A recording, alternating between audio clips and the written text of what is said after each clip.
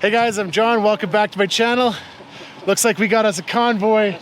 My big blue beautiful flag is now everybody's big blue beautiful flag. So let's go, everybody. Hey. Good job. Hey, Keep it thank up. you so much. All right. All right, let's go, everybody. Slowly start trickling out. And then just keep driving down. Oh, yeah. You'll see a whole bunch of lights like an island off the right-hand side. There's the doom, Just my before name that, is you turn just off about all I guess. And you turn off onto that. Got to turn off the music. I'm sorry. And then you can just when you turn off onto I love that, Core Blend. you hang a right. Not quite sure about the stance that he's taken. I got to think a little bit, but I love Core Blend, and you know, he took a pretty big stand on coal mining. Okay, hey, thank you so much. Okay, and I'll put my phone number in there for you too. Awesome. For texting. Okay, we'll keep in touch. Let's go. Core Blend took a big stand on coal mining. I'll talk more about that in another video. So a lot of Albertans He'll bring it back. might have opinions on that to disagree, but hey, that's what makes us Albertans, and we believe in democracy. So He'll bring it back when we're making it for ourselves. yeah. I'll wait till you're in your vehicle, then I'll honk. Okay. Looks like we got us a convoy, guys. Let's go. So just so you know what we're doing right now, this is an independence convoy. We are Alberta patriots. We are Albertan patriots who want to show our support. And this is open to anybody in Alberta. If you support Alberta independence, every Saturday at, well, we'll say 12 to 3, somewhere in there, have a 1 hour dedicated to independence if you support this cause. Get a flag, drive around with it. 2 or 3 friends, now you got a convoy. It doesn't have to be a convoy. You could just take a flag and go stand on a street corner, even in your own neighborhood. A street corner where people can see you. So, you shared a pretty interesting story back there. You know, I'm glad you said that. The other side of my family, my dad's side of the family, they left Bessarabia in the mid to late 1800s. Yeah. From the Russians. They were stealing their food and making them teach them how to farm. Yeah. And so they fled Bessarabia for the Americas, landed on the coast, what would it be, the west coast of USA. Okay. And a whole bunch of them, there was a whole bunch of us, and we settled the Dakotas. Yeah. We went there and pioneered and homesteaded in the Dakotas, and then we, a lot of us pushed north. Yeah. Because we seen opportunity north. Yeah. Whether, you know, we had maxed out on our efforts as far as farming the land. So, and some of the land is getting taken up, so we moved north for more space. A lot of my family, Shritters, ended up Medicine Hat area, Irvine, Medicine Hat.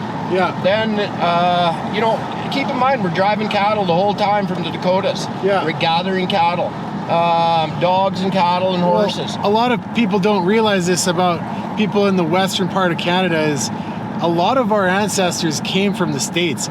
Mine did too, actually. My mom was born in the States on a technicality, actually, a little bit. She lived in Manitoba most of her life. She was born in the States, though. And my dad's side of the family, they all came up from the States in his generation before. They were Mennonites. I was gonna ask, you said you're German, are you Mennonite or? Hutterite. You're Hutterite? Yeah, we would have been Hutterites when we come over. And then for some reason, because of stigma or whatever, you know, when we got to the Americas, maybe branched out from the colonies. Yeah. And went on our own. But definitely in Bessarabia would have been part of the brethren, yeah. Right. Yeah, I mean, Mennonites and Hutterites are kind of the same, like Anabaptists, right? Like culturally, I think they're very similar. My family, on my dad's side, they left from Germany, Russia, went to Mexico, United States over several generations. And it's always the same story of like, fleeing tyranny. you know, and it's like now our generation, like, we're seeing tyranny creeping in here in Canada, and a lot of people just going along with it. A lot of Canadians are so lulled. They think that, hey, everything's so good in this country. Got too comfortable and complacent and just into their own lives. And meanwhile, they all know that they're slowly losing money in the last 10, 15 years. Like, what's it going to take for them to wake up? It starts with the money. Half of your money is going to Ottawa. It needs to stay here to take care of our seniors and provide for our children so we can go to work. Right.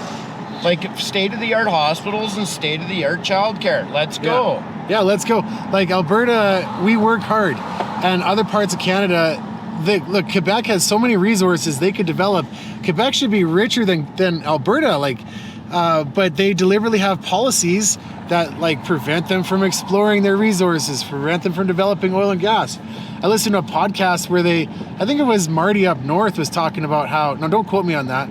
He was talking about how there was like 10 exploration wells in Quebec that they drilled, and the government in Quebec bought the wells out before they could even, frack them to prove that they were producers. And then they just shut the whole thing down. Like, that's the kind of stuff that happens in other parts of Canada, notably Quebec, but lots of other places don't develop. And they're doing it in Alberta too. They're just keeping it under wraps and trying to keep it a secret from the public. Well, the cat's out of the bag, what you've all been doing. Yeah. And the public is slowly waking up to it, and hopefully there's more and more of us that get on the ship here. Yeah. Wagon. Get on the wagon, folks. Get on the wagon. Burn the ships. I want to run something else by you, talking about ships, because I'm kind of the opinion now, and this is going to be unpopular, but leave a comment if you disagree. I want to hear your counter argument. I think we're at the point now where we can't trust the CPC anymore. We can't have a backup plan. We can't say, hey, it's either independence or I guess, okay, we'll go back and this is it. We cross a line here. We want independence. If we don't have that mindset, I don't think we're going to work hard enough. And I heard another person, I think it was Jason Levine, he said yesterday in his talk, he said, you got to deserve independence. What does it mean to deserve independence in your opinion? What do you think? That's a kind of a strong statement. Oh, you have to be self-reliant. You have to be capable. You have to be responsible. Yeah. And we are. Everybody I know is determined to spend time with their family, help their families prosper, and not only their own families, their neighbors. Right. So it just comes from self-reliance. And all those things are already done here in our country, in Alberta. We're all self-reliant. We know how to make ourselves some bacon and eggs. We don't need it in a plastic wrapper. Yeah.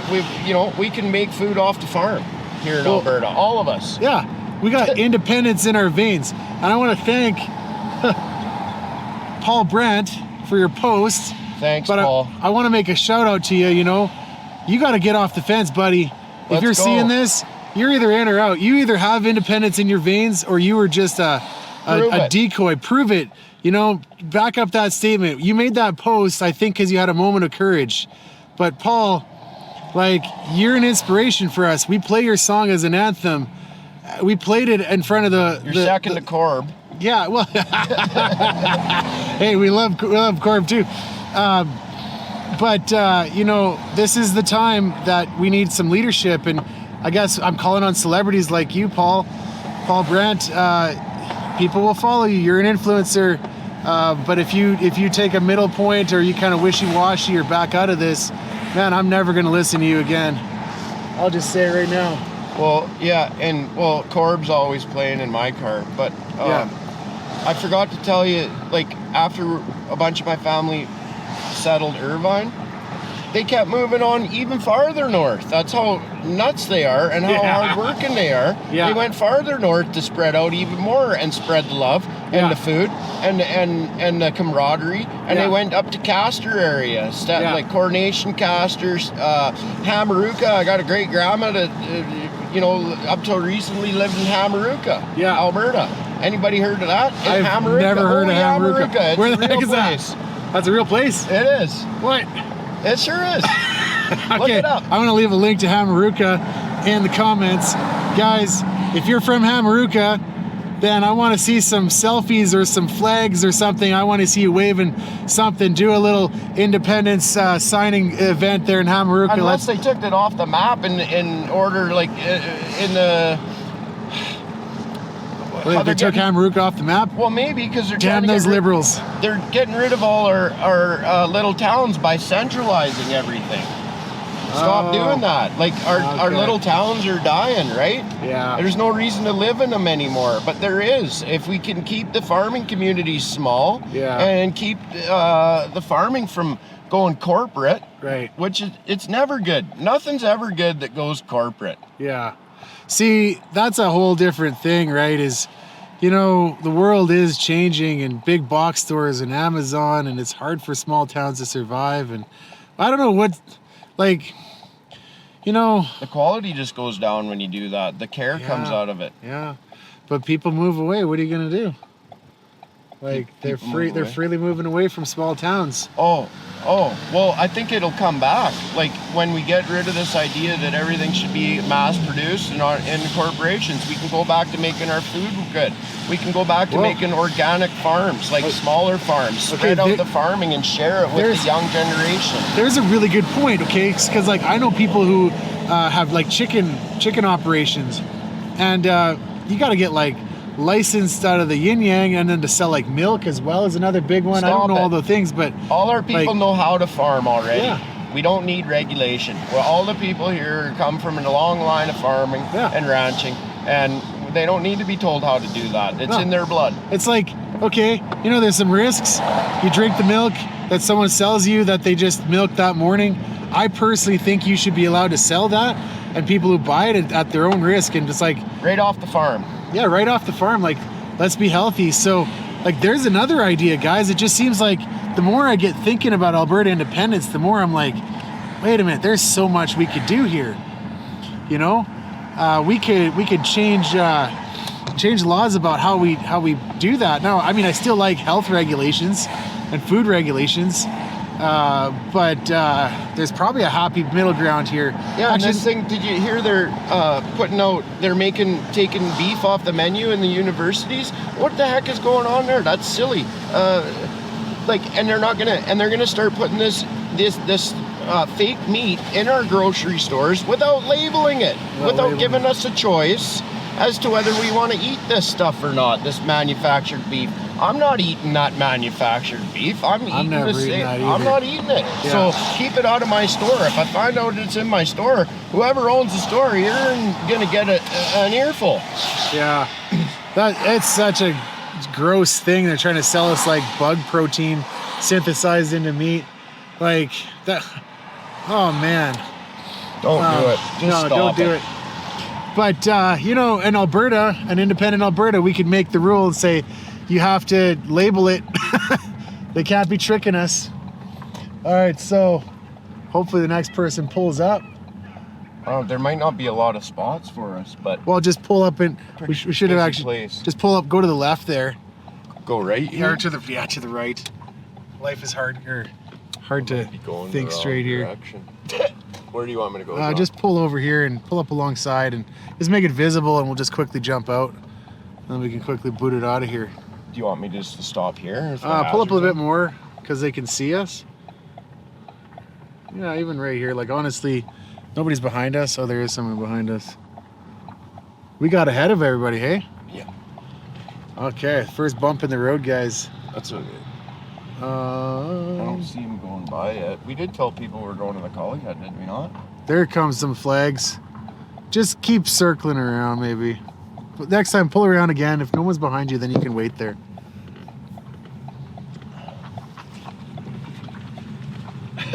Yeah, all counted. On the fly. Well, you know what? Like, I wanted people to see, like, live, you know, and then commentary. I want to get different perspectives. We were talking kind of about, you know, certain things, and I imagine other people have different parts. So I guess I'll just say, like, if you don't want to see this kind of live impromptu stuff, then I'll leave chapters. You can just jump ahead to it. We got really far ahead. I didn't realize that. Sorry. That's okay. That's totally cool. Just pull in here, or maybe go over to the other intersection there. Okay, you know where we pull out again, because then they can pull in. They'll see you park there maybe. Is there one over there? Yeah, by the school over there. Yeah.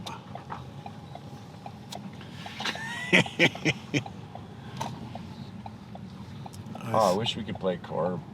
Well, that's the thing. It's like the YouTube doesn't like music.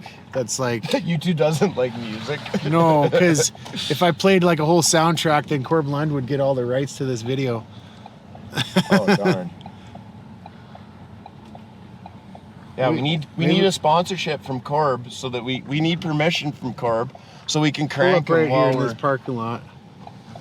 And then, okay, no, maybe I don't see anyone coming. Did we lose our convoy? How many people were behind you when you pulled out? One. Okay, you know what? I'm gonna get out and I'm gonna. Oh, I should have brought my big blue flag. Maybe message. I'm gonna get out. You can use my flag if you need it. You got a big blue flag? Yeah. Awesome. Okay, I'm just gonna stand on the corner and wave it, because that's a better use of my time. No, you leave that one on your car. Goes on and off easy. Super. Leave it on your car. Leave it on your car, because you need that up. I'm gonna go stand at that intersection over there, and then just when I see the convoy driving by, I'll wave. And if they don't stop, then Okay, we'll both go over there. Okay, yeah, actually, sure. Yeah, come on over. I am not the best guy to organize things. Me neither. But together, maybe. Together, maybe we can organize. And all our friends. So there's probably people leaving comments now about like not being able to organize things properly. Get a grip, you two. Get a grip. Where is our convoy? Yeah, because I didn't see a bunch going by either. Like, Buddy was really afraid of the flags tearing, so they were going real slow, or I wasn't. I've had mine on for a long time, so I know it's secure. Okay. Well, that's why you got to get those little flags, guys, that clip on. As much as these big glorious flags are, you know. Yeah. Even take them off on the highway and just put them on outskirts in towns. Yeah. Well, no, personally, I never drive around with them on when I know I'm going on the highway. And a lot of times if I know I'm going to stop places, I don't put them on either, because like people are going to vandalize. You know, that's the state where we're at. Like somebody put an Alberta flag into the garbage. Did you hear that? No. At one of the signing events, it's going viral. Oh. They like took an Alberta flag and put it in the garbage. Like, no, why would you do that? Like, it's like these people that are mad at me for flying Alberta flag. Yeah. Would they rather me fly a Palestinian flag? I think so, actually. Maybe I'll put a Palestinian flag on one side. Yeah. And the Alberta flag on the other. Yeah. And then they can't get mad at me and give me the finger that way. You need the rainbow flag, man. That's what you need. Rainbow flag on. Well, rainbow. Speaking of that, see. Oh, hey, there we go. I wear these not for pride, but for God's promise. Yeah. Tell me about God's promise. Wasn't it after he said he wasn't going to wreck the world again, and he proved it with the rainbow. Yeah. The symbolism with the rainbow. Yeah. Well, that's what the rainbow used to symbolize, and it's been hijacked. It symbolized that God's covenant with us, that he wasn't ever going to destroy us like that again. It was more like now he's gonna forgive us, which is what kind of how Christianity began, guys. But I'm not here to preach, but there it comes. There's a flag. Solly cut. No, he didn't get it. No, that wasn't the. I'm waiting for the big white truck to come.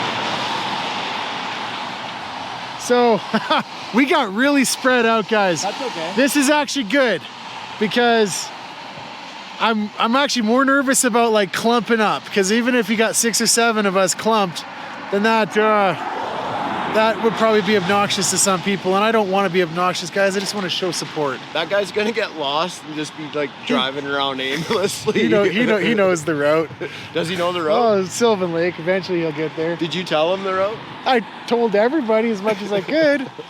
I mean, it says on the, if you showed up here, you probably saw somebody posted that flyer that was going around. Sylvan Lake or Red Deer to Sylvan Lake. This is fun. This is actually kind of fun. There's actually almost like a treasure hunt, or like, what do they call that when you go around trying to, what do they call that? Orienteering? Almost like orienteering. Like a Pokemon hunt or something? Or like a rally, like a poker rally almost. Poker rally? It's funny because there's whenever somebody asks me like, like how's your day going or something like that, a lot of times I say, excellent. There's nowhere else I'd rather be than right here, right now, hanging out with you. And I'm not gonna lie, I think this is the first time that I can say that and be completely honest. There's nowhere else I'd rather be than hanging out right here, right now. Honestly, we're here in Alberta together, man. We're showing our support. Lots of people, so when you say that, people ask me how I am sometimes, and if I'm in a bad mood, I'll say, well, I don't live in Africa. and I'm saying that from Alberta. Yeah. It's the best place on the planet. It really is, and we got to try and keep it that way. Yeah. It's less about separation, more about preservation. I like that saying. It's about preservation. Okay, now here's another controversial take on that. Because I made a video the other day, I read off a guy's script. He was arguing that we should just start embracing the word separatism. He made a pretty persuasive argument. What do you think about that? We're preservationists. Well, I'm a preservationist. I want to preserve my values, my traditions, and my family livelihood. Yeah. And part of that is helping the rest of the world. Right. We make food for people. Right. All across the globe. And we can do that better without Ottawa thumbing us down. Yeah. We can provide way more. Now, hungry kids across the globe are actually going to get fed when Alberta can do what it wants. Yeah. Well, we'll definitely take care of our own too, right? But, the words, okay, so we got options here. Like, we'll be plentiful. Yeah. Well, like independents, separatists, preservationists, sovereignists, they kind of all circle the idea of what we're getting at here. Freedom fighters. But at the same time, it's like we are advocating for separation. Like, we want to leave. It's a bad deal. So, of course we do. So, like, we're not living up to our potential. Right. And when that happens, you gotta kick up some dirt. Right. But like, the word is accurate to call us a separatist. Sure. Yeah. Yep. I like it. I like the word. Yeah. Call me what you want. I like the idea of spinning it in a positive way, though, because like, we're gonna win this movement by winning the hearts and minds of Albertans, our fellow Albertans. What can we build together? What can we do together? What can we create together? So I'll tell you, there's like driving around Drumheller. Yeah. There's lots of people giving me the finger and shaking their fist at me. But I'll tell you what. In Drumheller? Really? In Drumheller. But there's just as many people. They're behind the scenes. They're hiding behind the parked cars on the main streets. Yeah. And when I go by, they got this hopeful smile on their face, and they got 2 thumbs up. Yeah. Yeah, so I've seen just as many that give me the finger. There's just as many, probably more, that cheer me on and give me the thumbs up and to give a hopeful smile. Dude, you know what I realized? We said 32nd Street. We're like totally dumb. 32nd Street's over there. We're all broke up. We might as well just drive. Let's just go. Might as well just cruise. We got everybody cruising with flags. I'll fully admit that I am not the guy to be organizing stuff, guys. John, that's how I wanted to do this. I just wanted to everybody just drive normal. Let's just go. Yeah. Let's just go. So apparently 32nd Street. And that other guy, well, he's obviously lost. We're all lost. This is actually good. It's actually the best way to get to spread out. I prefer that, because go everywhere. Because then it's like everywhere you look, there's another Albertan. There's another Albertan. There's another Albertan. There's another separatist. Oh, here's your driver. Way to go, Franco. We're all lost, and it's just fine. It's fine. Okay, let's go. Hey, thanks for the ride. Yeah. Cheers. Okay. Have fun, man. All right. Let's go. Drive safe. Let's jump in your car. In my car? Yeah, your car. Okay. Okay. You want to drive his car then? Wait, whose car am I driving? Or whose car am I getting? I'm not driving. Yeah. Yeah, let's go. You can drive my car. Awesome. Where are we going? Going to Sylvan Lake at this point. Okay. Because we kind of got lost. Yeah. I We think got to that first roundabout, half of it went 'Cause- through, the other half turned out, and then the guys we were following all dispersed at different intersections. We're like, what's going on? okay, can I come with you guys so I'm not lost? Yeah, I'll jump in the blue car, John. The blue Buick right there. Blue Buick? Awesome. Hey, Hi. thanks. Yeah, you're welcome. Hey, welcome to my YouTube channel. Oh, thank you. Hey, you support Alberta independence. Awesome. Yeah. Oh, he has the keys. Oh, okay. I hear the core blend playing already. He's got it rolling. There's another supporter.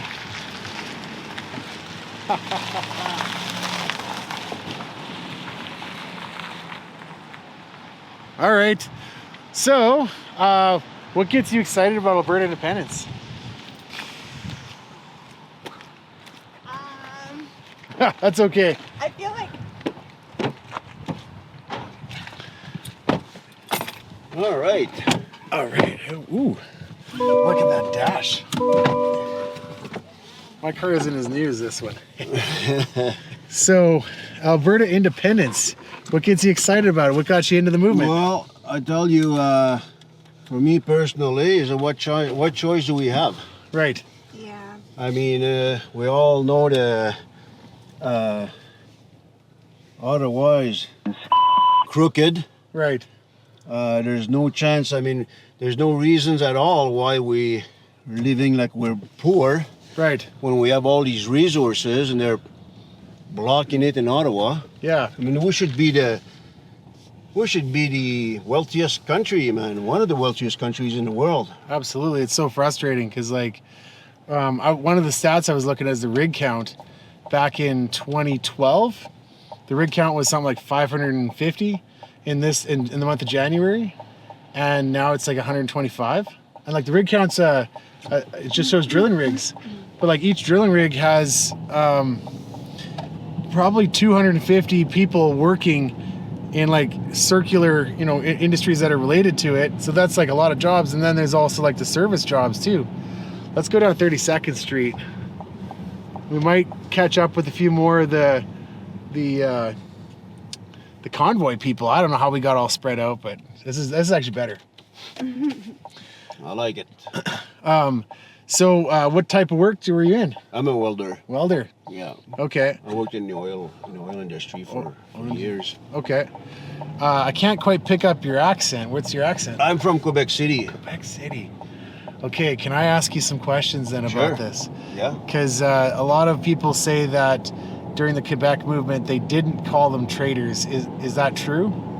Or did they call the Quebec separatists traitors? I don't know. I've been out west since I'm like 18 years old. Oh, okay. So, but what I know, because I got my family there, is they don't care for the federal government either.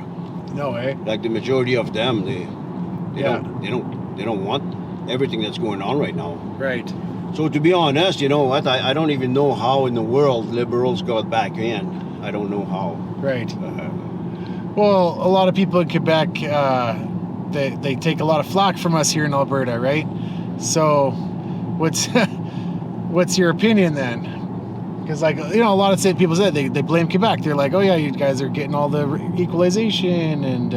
Honestly, to be honest, I don't even think the majority of people in Quebec know what's going on. They don't have a clue. 'Cause you have to remember that a lot of them, and the majority of them, they speak French. Only French. So they can feed them all the French news as they want. They don't know what's going on out west. Yeah. Well, when I was living in Quebec, for example, I left around 18 years old. I didn't even have a clue they spoke English anywhere else. I thought English people were from the States. Well, and I think a lot of people in the English part of Canada, they think the same way. Like, I have never been to the French-speaking parts, and I don't know any. Whenever I hear the French channels, I just skip over it. So we are living in two different bubbles of information. Exactly. So you think the people in Quebec that just speak French, they hear a different story? 100%. I know for a fact they do. They don't have a clue what's going on out here. Right. They don't know. So you still got family out there? Yeah. What are they saying about independence? And did you tell them that you're supporting it?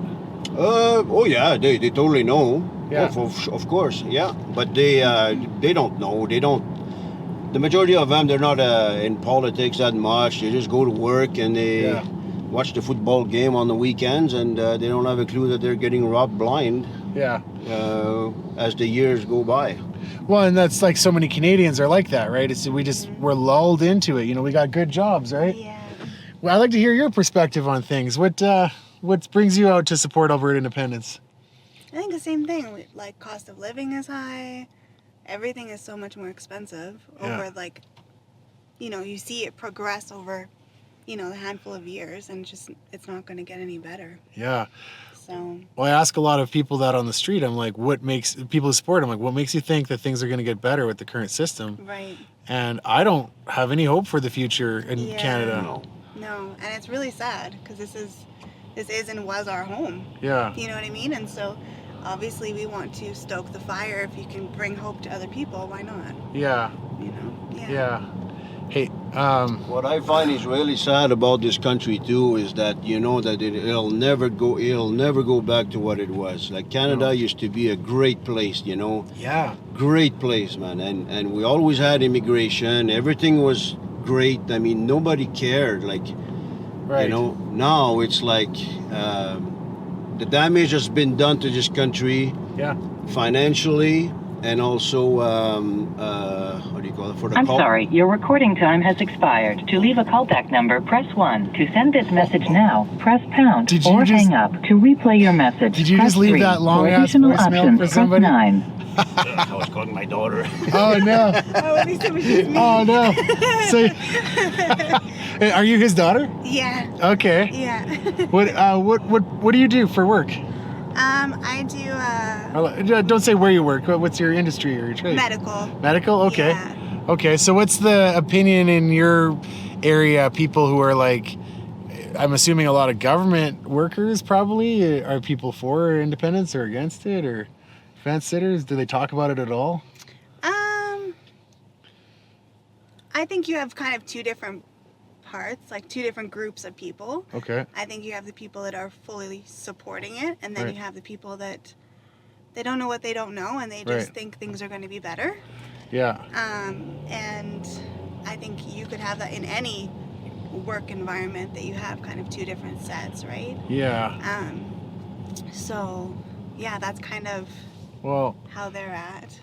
yeah, I mean, I feel like a lot of people who work for the government, they're maybe worried that if they support independence, then they might lose their job.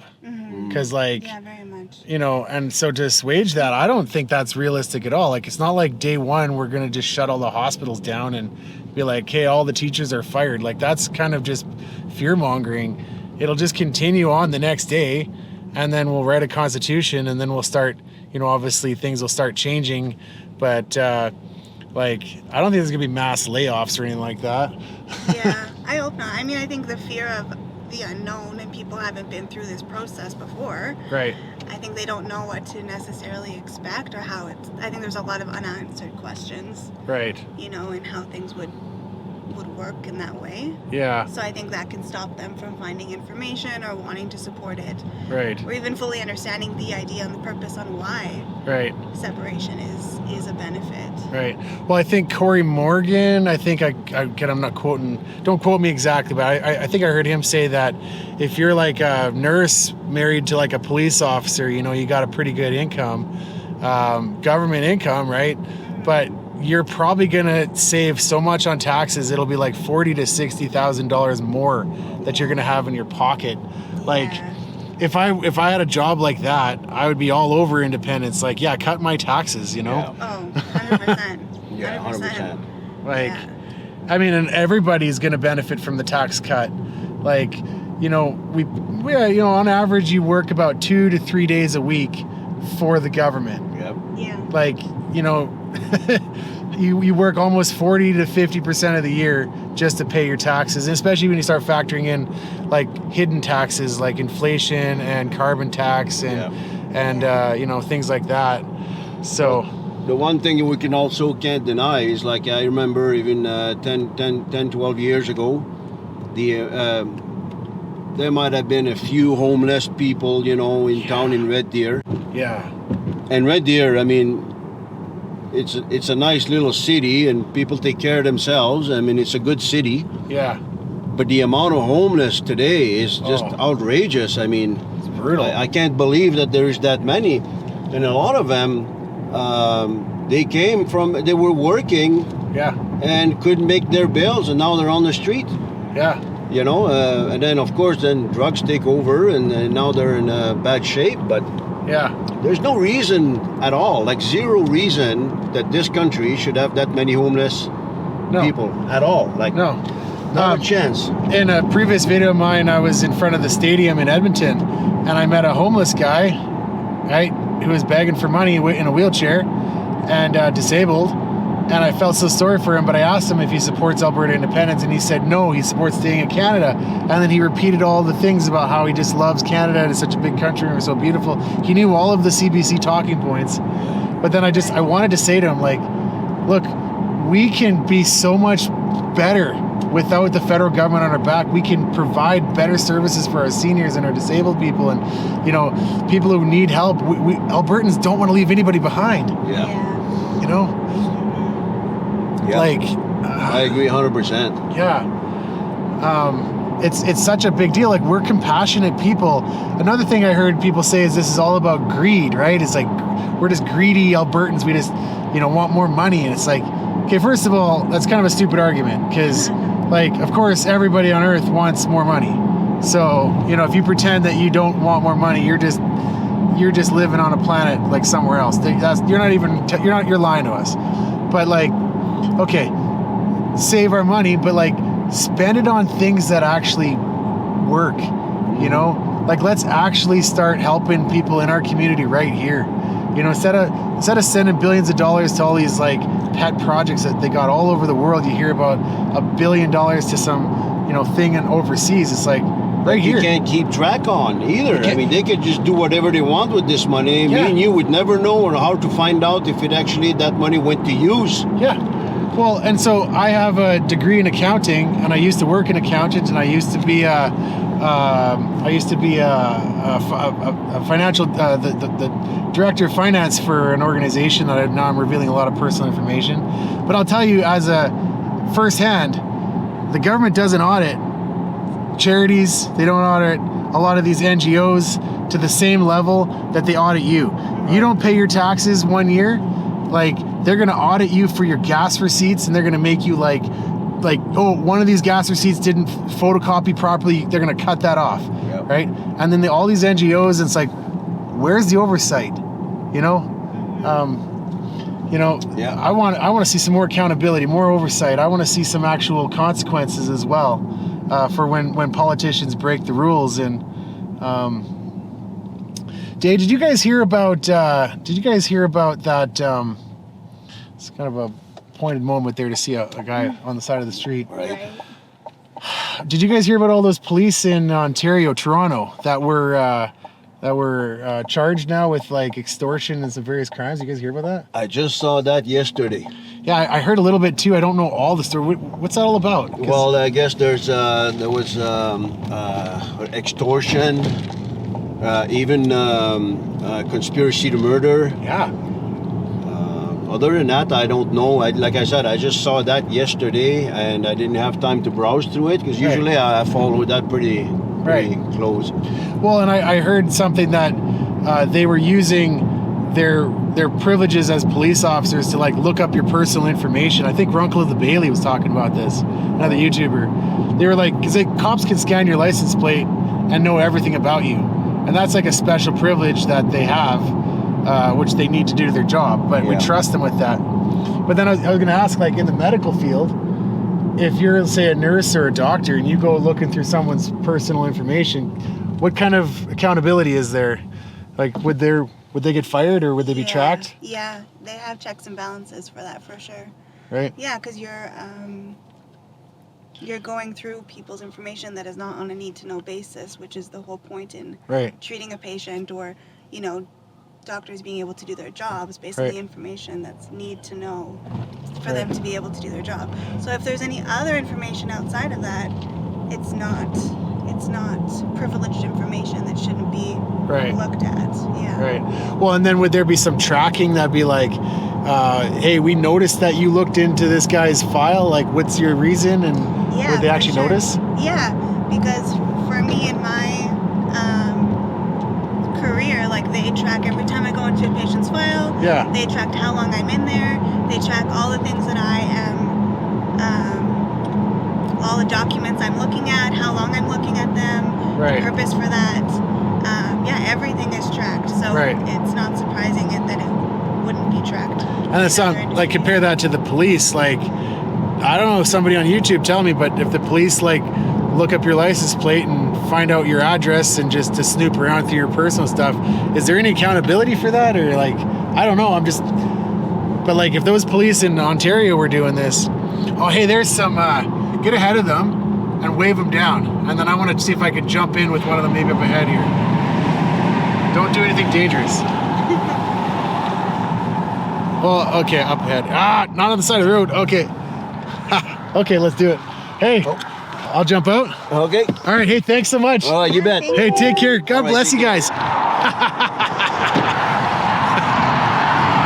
Running on the side of the road, guys. It looks like we caught up with the convoy.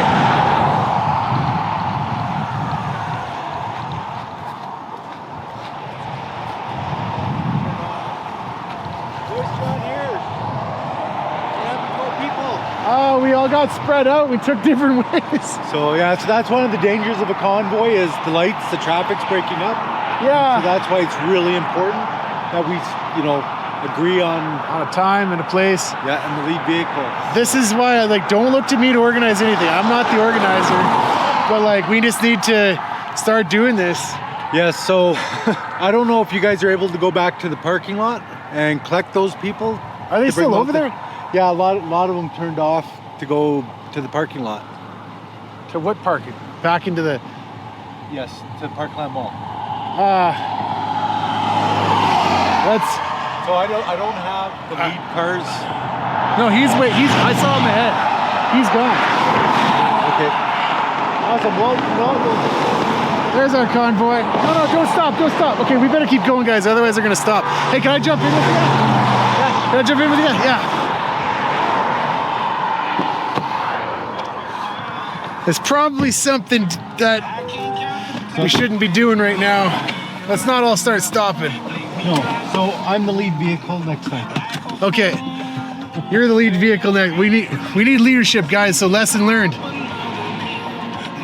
You need a leader, not me. I am not the leader. Well, this is exactly why this is a grassroots movement, Let's just turn the music off because it's gonna kill my channel.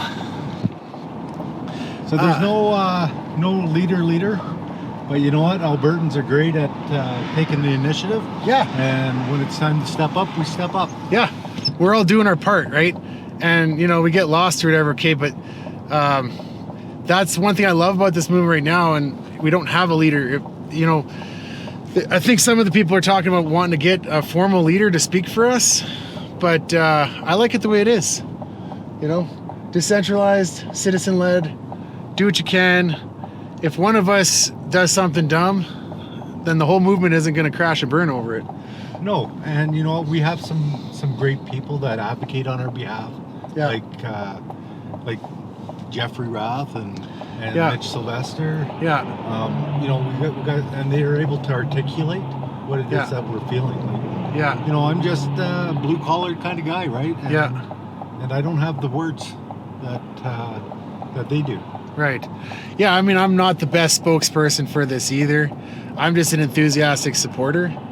I think I've said a few good things at once, and every now and then a good idea comes out. But I have put my foot in my mouth a few times. We all do. Hey, just admit it and move on, right? Well, and that's the thing. And you know what? And Albertans realize that. You know what? You don't cry over spilt milk. No. You know, you just pick yourself up and dust yourself off. Yeah. And just charge ahead. Yeah. And that's what's happening with this movement. Yeah. So what gets you excited about Alberta independence? Well, same thing that gets everybody excited is you know, our government's going to be closer to us. Yeah. Right? It's not going to be in Ottawa.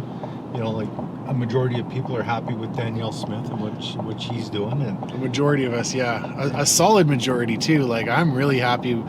I think I'm glad she didn't take a stance for or against independence.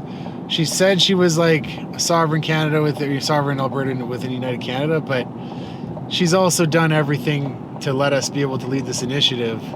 What do you think is going to happen with her? Just speculate. Like, is she gonna? So, you know, she'll be our premier. Yeah.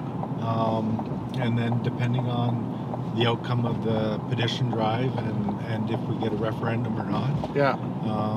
I don't expect Danielle Smith to be the first president of Alberta. Right. No. I think at that point, you know, she'll eventually pass the torch off to you know, the next generation of Albertans. Right. So she'll be the last premier of Alberta. Yeah, I think so too. I think that she recognizes this, and you know, it really shows poise and leadership, because, like, you know, she puts us on a path. She's principled enough to say, okay, you can have. She believes in democracy enough to let us have this referendum. Let us go through this process. Get our votes, and if there's support, she said, show me the numbers. Okay, we show it to her. I think you're right. At the end of the day, I imagine, though, I was kind of speculating about maybe she'll maybe like start the negotiations with Ottawa and kind of lead us right up to the last day. You know, what do you think like that? Possibly. But the UCP would still have to have an election with that mandate, right? So, yeah, there has to be an election. So after the referendum, there's probably going to be a provincial election right away. Like, say we get a clear majority. Yes. With the mandate to negotiate with Ottawa. Right. And then that party will be the one that takes us out of Confederation. Right. So I was talking with a city councillor from a city that I'm not going to name, but I know that person is listening to this message right now. And, you know, you support Alberta independence, but you're too afraid to speak out about it because you're thinking about your career. And you know that people in your city vote left, and you know you probably will lose the next municipal election if this doesn't work. But at the same time, if this does work, your career is going to launch to the moon. You know, if you take a stand. If you don't take a stand, you're forgotten. You know, so there's a risk and an opportunity. But if you truly believe in this, we need leadership. You know, so. No, and you know what? We have a new councillor in Sylvan Lake who is an advocate of free speech. Yeah. And he's been sticking up for what we're doing. Right. And our right to do it. Right. And so he hasn't come out. You know, similar to Paul Brandt. You know, he's not saying one way or another. Oh yeah. But at the end of the day, he agrees with our right to do this, to collect the signatures to have the referendum, and he's fighting for that right. And you know what? He's got some of his own opinions as a private citizen, and he expresses those. And whether you agree with him or not, that to me demonstrates integrity. And we need more politicians like that. Yeah, I mean, I appreciate integrity. Like, I will stand up for your right to vote against this. You know, I hope that to persuade you to vote for it, but we do have this is a democratic process. We're being peaceful, we're following, hey, there's a waiver. Right? This is exactly how you do it. You show people on a Saturday afternoon, hey, this is how many people are willing to come out. You can come out next Saturday afternoon. I personally would be thrilled if Albertans started doing this everywhere. Well, every Saturday, say 12 to 3, group up with some guys and drive around, or take some flags and just go stand on the street corner somewhere. Well, you know what? I've already got a lot of DMs on X asking if we're willing to take this convoy on a road show. So not just Sylvan Lake, but possibly Stettler. Right. Take it up to Ponoka. Take it up to Stettler. Maybe we take it down to Cochrane and go meet Marty up north. Yeah. Right? Oh, yeah. And you know what? Sylvan Lake Red Deer is right in the middle of central Alberta, between Edmonton and Calgary. Yeah. There's so many communities, so many unique communities. Yeah. Between here in Calgary, here in Edmonton, that you know what? Maybe that's do a slow roll, but not on the QE2. Like take the back highways, right? Highway 2A. Highway 2A. Nice highway. Right, and then really spread out too, so people can pass us, and then stop at a few towns. That's a great idea. Yep. So I don't know if we can talk about that one later, but there is some requests for that. And you know what? I'm willing to drive to Stettler. Yeah. And I'm willing to drive to Ponoka or Wetaskiwin or head out to Rimbey. Yeah. And rather than turning off the Sylvan, maybe we just keep going straight to Rocky Mountain House. Straight to Rotten Monkey House. Wait, what? Yeah, we're down to Sundre. I love Sundre's. Yeah. I remember taking my wife there, and when we first started dating, and she was from. So originally she's from Newfoundland. Yeah. And grew up in Brampton. Okay. And then she moved out west, and I'll tell you, she's a more Albertan Westerner than I am. through. Yeah.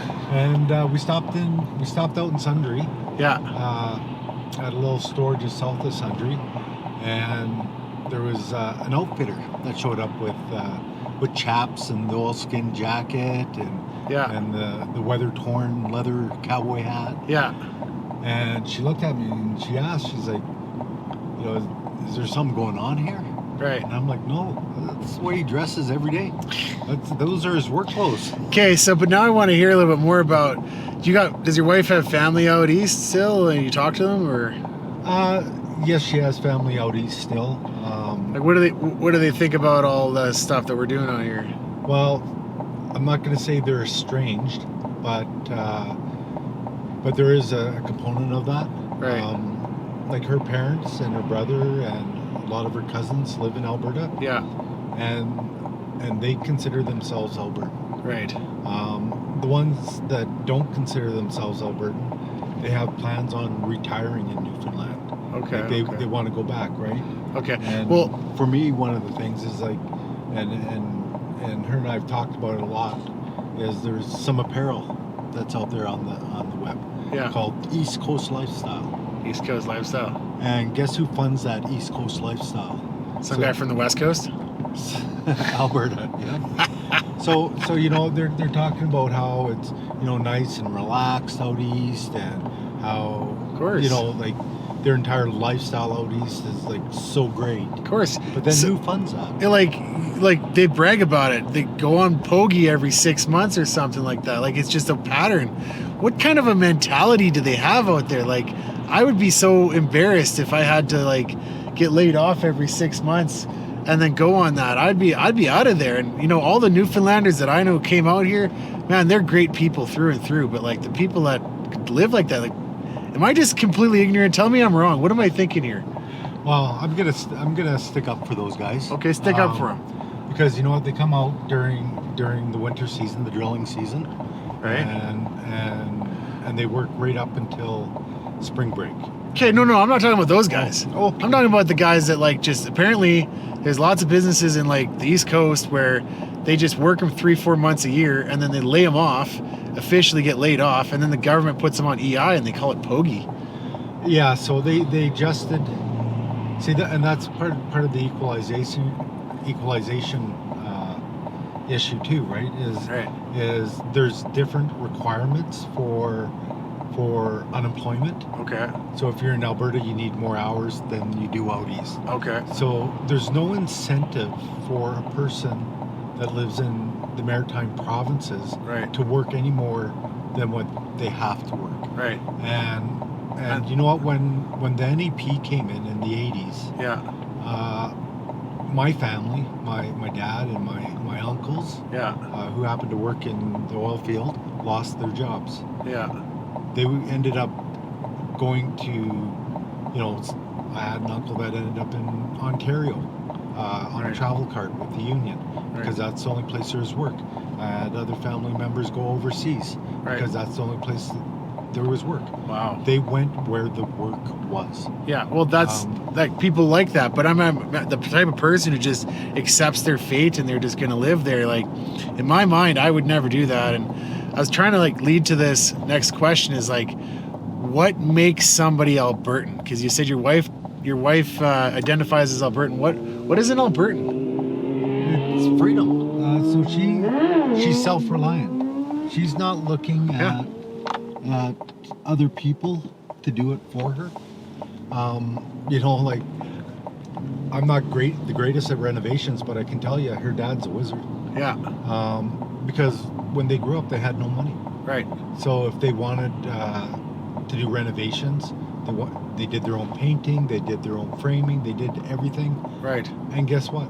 If you go to Drayton Valley, you go to Rocky, any of the small towns up Highway 43. Yeah. All those people do their own renovations because we had no money. Yeah. And so, that's a skill that I actually learned from him. And that's what makes him Albertan. We don't need somebody to do something for us. Yeah. We might need help along the way, but at the end of the day... we help each other. Yes, exactly. I think that same thing too, and there's something about risk too, like the personality of people who came to Alberta and who still continue to come to Alberta. They left behind something somewhere, be it people coming over right now. They left behind something behind that they didn't like, and they came here because of opportunity and because they wanted to work hard and they wanted to like actually do the most that they possibly could for themselves, their family, and then that spreads out into the community. But I feel like you can't say that about other parts of Canada where it's like, yeah, they have so many social kind of group mentality, collectivists. Like, it's a different mentality. Yes, and actually, I'm just kind of reflecting on it now. And what enables the opportunity in Alberta was originally oil and gas. Yeah. Those were the good jobs. And everything spun off from that, like in our communities. Right. But then if you look out in Ontario where they have a large manufacturing base, the only good jobs were the union jobs at the car companies. Yeah. And those are disappearing. Right. So what's left are manufacturing jobs that are paying half as much. Yeah. May or may not be unionized. Well, Carney just betrayed all of those auto workers in Ontario with his deals with China. Like, he's going to be bringing in cheap Chinese manufactured cars. That's going to like cut the demand. He's selling out Ontario, and Doug Ford is right about that. But Doug Ford's been such a flip-floppy sellout both ways. Like, I don't trust anything that guy says, but no. Yeah. But at the end of the day, like that's what we're fighting for right now. We're fighting for. So we're getting sold out. So the thing is there was social mobility at one point in time where, you could be poor.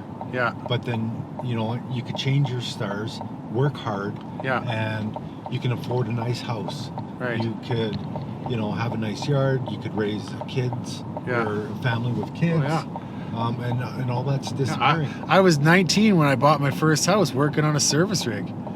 Actually, no, that's a lie. I bought my first house working at Tim Hortons, and then I went to work on the service rigs, and to pay for the bills. But like, how many people can do that? Can you say you're working at Tim Hortons and you were able to buy a house? That was 20 years ago that I did that. That was like, oh my God, guys, I'm getting old.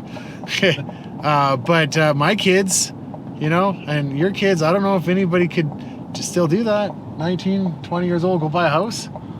No, that's not going to happen. and that's one of the realizations of the world that we live in right now. Yeah. Is if you're between the ages of 25 and 35, you're dreaming of maybe owning your first home. Yeah.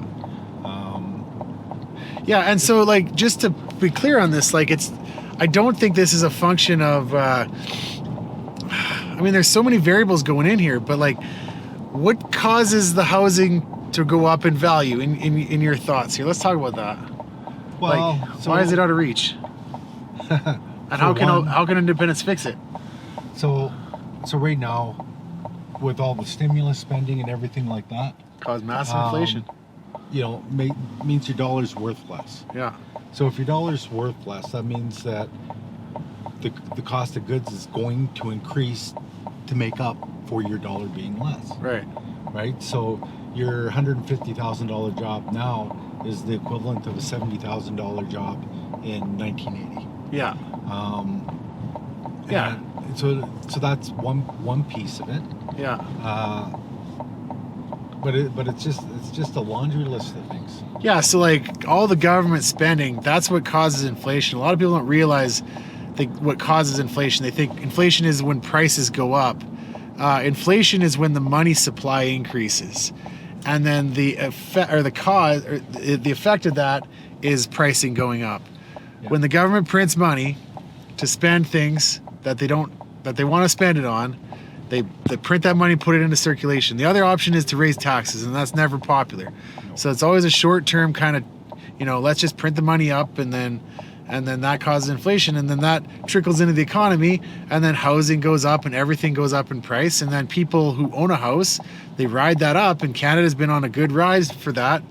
They ride that wave, but eventually it's kind of like musical chairs, because things get to a point where it's like, if you're not already in the game, you're not in it, and the music's going to start stopping, and people aren't going to have a seat to sit down on, and I feel like that's where we're at that point right now.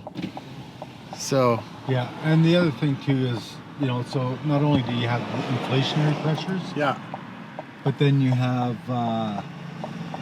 mass migration. So there's only so many houses. Yeah. And yeah, the mass migration is another big issue. Like millions of people are coming in here, and it just feels like open border. Like it is. Well, we're a post-national state. Yeah, they told us that. They're not even lying to us. Yeah, so there's no vetting of migrants. Like a lot of them aren't bringing the skills that we need. We need doctors, we need nurses, we need tradespeople, and a lot of people that are coming to Canada right now don't have any of those type of skills. Right. They're laborers, right? So what's happening is I hate to paraphrase Trump, but they're sending us the people that they don't want, and yeah, there's a lot that do come in that bring the skills, and we want to keep them, and they actually assimilate into Alberta society fairly easily, because they're working hard. They want to do their thing. See, like my opinion on it is, we need immigration. Like immigration is a good thing. It keeps our economy growing. It's one of the things that does it, but it's got to be controlled. It's got to be there's got to be quotas, and there's got to be reasons to bring people in. And same thing with refugees. Like, I get it, we want to help, but you can't just be wide open. And then we also need to select people who are compatible with our culture. I'll just say it, like all these people waving Hamas flags, those guys should not be allowed here. They hate our country. They actually say it on social media. They say they hate Canada. They burn Canadian flags, and they can just come here. So that is pretty disappointing. Yeah. But at the end of the day, they're claiming refugee status. Okay. That they're going back to those countries for vacation. Well, if you fear for your life, why would you go back there for vacation? Yeah. Why would you buy property there? Why would you invest in the country that you fled, or so-called fled? And so when people look at refugees and they start asking these questions, then it really puts true refugees in a bad light. A really bad light. Like people who are fleeing a war, okay, that's one thing. But people come here on a student visa, and then after 2 years they don't qualify for their renewal, then they claim refugee status, and they come from a country that has no war. It's just, okay, they're poverty stricken, but especially the whole refugee status. I hear Rebel News, I think, had a big expose on how these student visas, how they get them. It's all there's like a business around. They lend the money, they put it in the account, they lie and say that this is their money, and then they get a visa, and then they come over here and then they get a job delivering pizzas or doing some manual labor, and then they attend fake universities. Like, this is what's happening. It's exactly what's happening, and even with that, like there was an expose on these schools that were sponsoring these student visas. Yeah. Where they weren't even schools. They were just kind of storefronts. Online or storefronts. And really that's immigration fraud. Well, and we see it happening like all over the states too. Everything in Minneapolis right now too, right? Like they are using our soft rules because we are kind-hearted and we want to help. They're using it against us.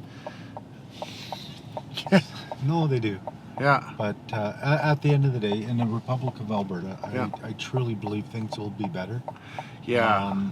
And whether it's immigration or dealing with inflation or any number of different things. Yeah. Bringing that decision making. Yeah. Back to Albertans. Yeah. And made by Albertans. Yeah. You're going to find realistic, pragmatic solutions. Right. That actually work. Well, I'm so glad you kind of brought it up like that, because it's so easy to get in this negative headspace, and I've done it many, many times. That lady was smiling at us, waving the flags. But it's so easy to get negative, and I've said this, and I got to start living by it, guys. Like, we're going to win the hearts and minds by being positive. This movement is a positive movement. We're building something. We're creating something here. So this is where we're at now. Welcome to Sylvan Lake. Welcome to Sylvan Lake. Drive out onto the ice. People are skating here. There's our signing event. Looks like we're the first ones here. Oh no, we got a couple other people up here. Oh, there's some up there. They beat us. Yeah. So this guy Dallas, he's just selling some stuff for charity kind of thing. Okay. Just some Alberta stuff. Yeah, that's good. We're all entrepreneurs. Yeah, well, I talked to him and he helped build the Tamarack in Rocky Mountain House. And that would, if anybody's been to Rocky and knows the Tamarack.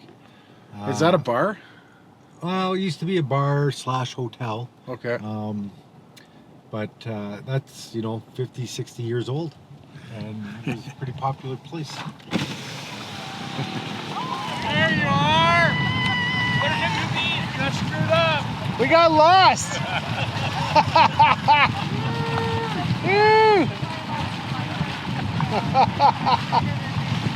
Oh.